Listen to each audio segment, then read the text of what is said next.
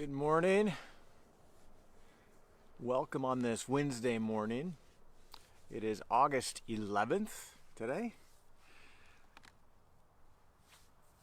And I always try to pay attention to birthdays and anniversaries, but nobody at Grace today, at least to my knowledge. But it is my older brother's birthday today. He doesn't watch these live streams, but wishing him a happy birthday today.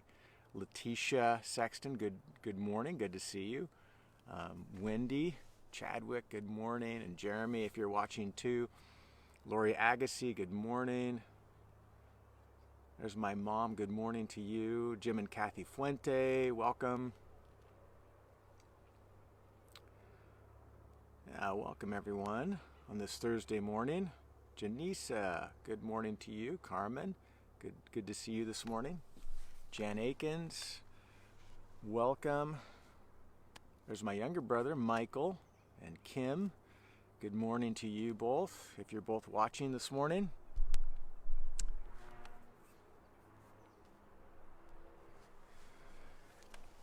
Deanne Fine, good morning. Good morning, everyone. Just kind of letting everybody come into the live stream, finding us. There's Kim Johnson, good morning.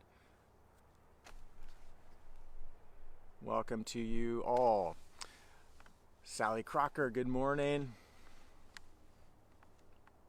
So, we are in the next phrase of our Psalm 23 study, and tomorrow is our last day. We conclude Psalm 23 tomorrow. And then, just as a reminder, next week I'm not going to be doing the live stream. I'm going to be out of cell range. I'm going to be up in the mountains. So I'm grateful for that, but it means that we'll be disconnected for a few days, and I'll report back in the following week. So this morning's phrase from Psalm 23 is the phrase that says, "Surely goodness and mercy will follow me all the days of my life." And great, rich phrase. You know, when David pens, I suppose any psalm, but this psalm in particular, which we really land on a lot and many of us memorize, it feels like every phrase has such, I was going to say deep meaning, but it's really robust is the word that I am thinking of, because it applies so broadly. And you can really, these morning devotions really don't do it justice, you know, when you really think about the application of these phrases.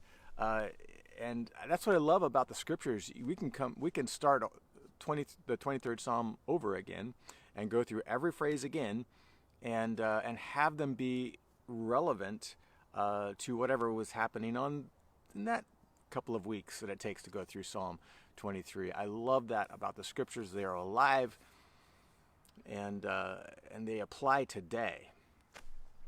So I'll just share a bit of what my reflections on the goodness and mercy that follows me all the days of my life.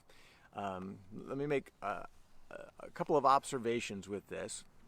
First of all, these terms don't describe my circumstance. What they're describing is the attributes of the shepherd himself. You see, in Psalm 23, it's a psalm of dedication to the shepherd. The Lord is my shepherd. And because the Lord is my shepherd, all of these things are also my experience, which include the valley of the shadow of death and an enemy that is encamped against me. Those are both elements that are present in Psalm 23. So we know that when we think about goodness and mercy following me all the days of my life, there's not like goodness and mercy take a day off or a week off or 6 months off.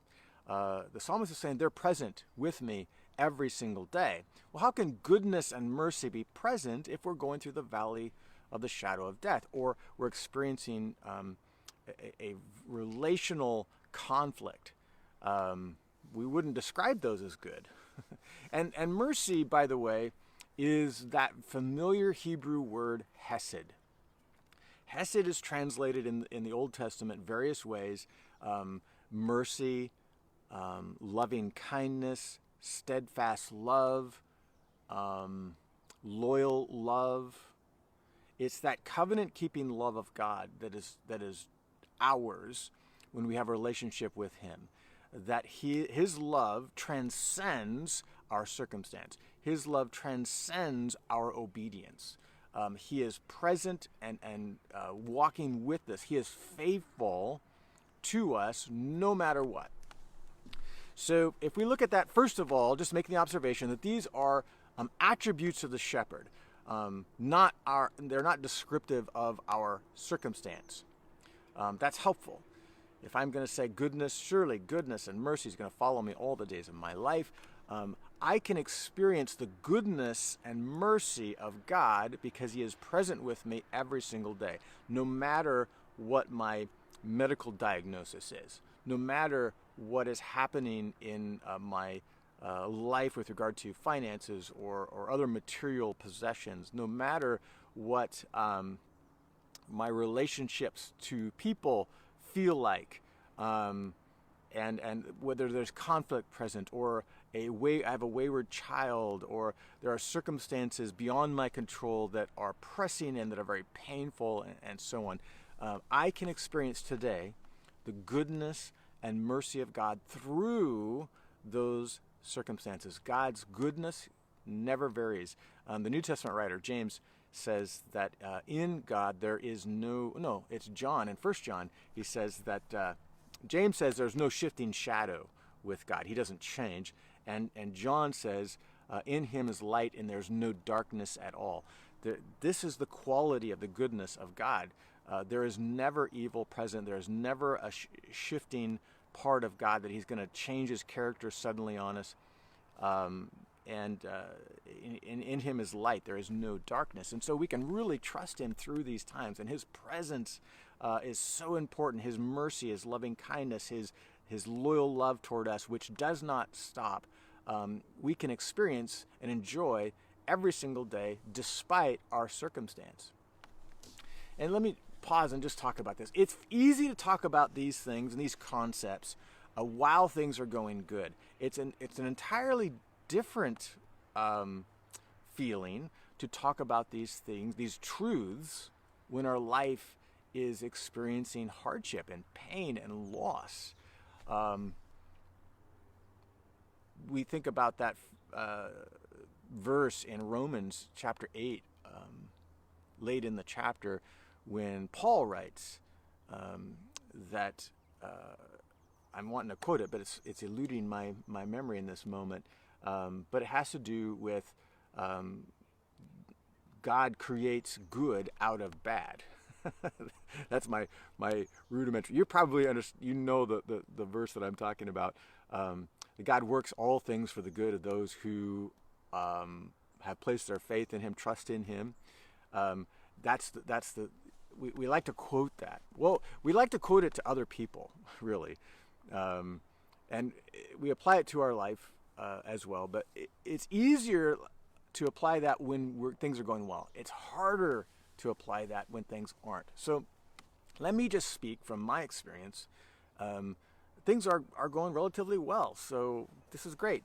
But if I look back over the years of my life, I can say without a shadow of a doubt, as I've experienced profoundly painful loss, tragic loss, relationships that have disintegrated, and close friends that somehow that friendship comes to a terrible, painful end, an unhealthy end. It wasn't like mutually saying, hey, we just, our lives are growing apart, that's okay. I'm not talking about friendships that end in very painful ways. I mean, you can probably relate if you've lived for any length of time. And when I look back at those circumstances that were so painful to me, in hindsight especially, I can say, first of all, without a shadow of a doubt, I can see God's hand in and through it all. that God was producing good. I can see his goodness and mercy following me throughout those times, both for strength, wisdom, comfort. Also, I have grown, especially through those times, to understand, have a deeper awareness of myself, areas of a lack of maturity in me through those times, where sometimes where relationships have ended, I had to really examine my own heart and where I had responsibility, and address some unhealthy ways that I relate in hard times to people, and through conflict and so on. And God has, through those very painful things, has revealed to me some very deep, profound truths that I had to walk in. They weren't fun at all. There's no sense about it. And even and I'll say this, even though God creates good and redeems those times, I would never characterize those times as good. Not even in hindsight. Those times are just evil. Those times are painful, bad. There's nothing good about them. Sometimes you see how that was bad, but it really was the result of, it really resulted in good, a lot of good, so much good came out of it. He's like, yep, that was a means to an end, and we can describe it maybe as good, but for the most part, the most painful experiences in my life, there was nothing good about it. I don't understand, there's the event itself, the evil itself is just evil. I guess you could challenge me on that, but that's how I feel about it. Whatever good and redemptive value comes from those times, which I can make long lists of the redemptive value of going through very painful and difficult things, I never look at those things as good in and of themselves. There's never any good in them. They're just evil. And so I just want to acknowledge that. If you're going through a dark time, it really does feel trite and insensitive for us to offer the advice. You know what? Good things are going to happen. I'm excited for you to go through this really bad time because God is going to do something good. That is not a very wise thing to say to someone going through a really hard time, because there's nothing good about that circumstance. So let me just say that. But God does. His goodness and mercy does follow us through that time. And in hindsight especially, we really can see the redemptive value of those times. I'm a different person. I'm much more self-aware. I needed to learn some things. I needed to grow.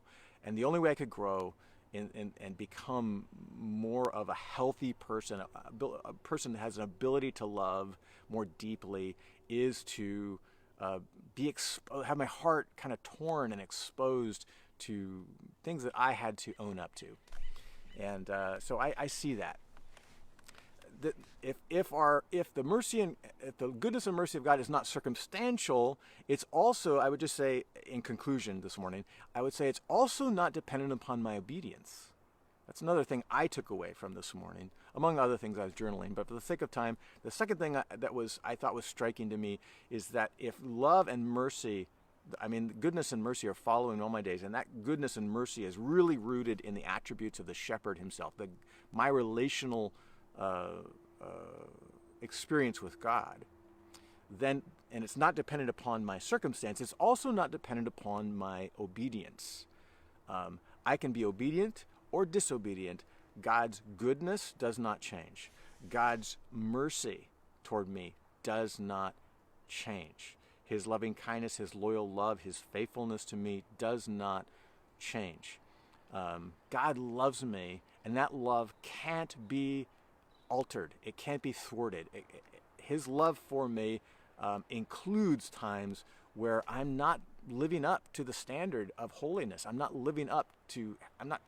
practicing healthy things. Maybe I'm doing selfish things that are driven by my own ego, my own pride, for my own ends, that don't really look at the good of others. We're all guilty of that. And, his love and mercy are following me all my days, even when I'm not acting in a way that's in line with his will, his character. And we can talk a lot about that, but I just think it's important for us to embrace that. Normally, when we're, at least in my experience, when I'm in conflict with someone else's, my will is in conflict with someone else's will, I experience distance, right? We distance ourselves from those people who, when our wills clash, we don't stay relationally present with them. It's very hard for us anyway. But that's the way God is. God stays relationally present even though our wills are clashing.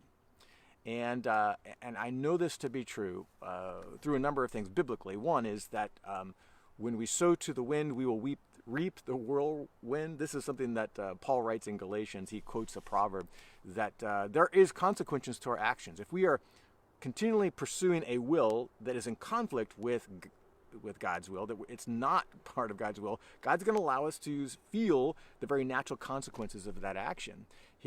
Because He loves us. He loves us, and His mercy toward us is expressed in our feeling the pain of our unhealthy choices, right?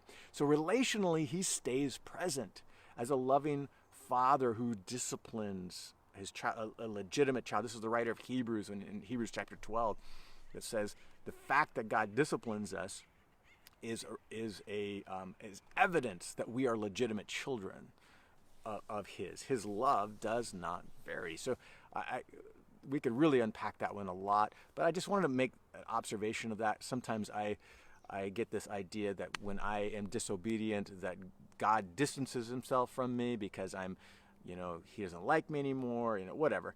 I have to practice the truth that God is relationally present even in those times, and loving me, even through discipline, to draw me back to Himself. He's chasing me down as a loving shepherd would to a sheep that is gone astray. And so those are my thoughts for today. These are great phrases, and I pray that you are blessed today, that you recognize the goodness and mercy of God that follows you all throughout your day today. May you understand His presence, His love toward you, that He is that He is a God that can be trusted because He is good all the time. So Lord bless you. We'll see you again tomorrow morning.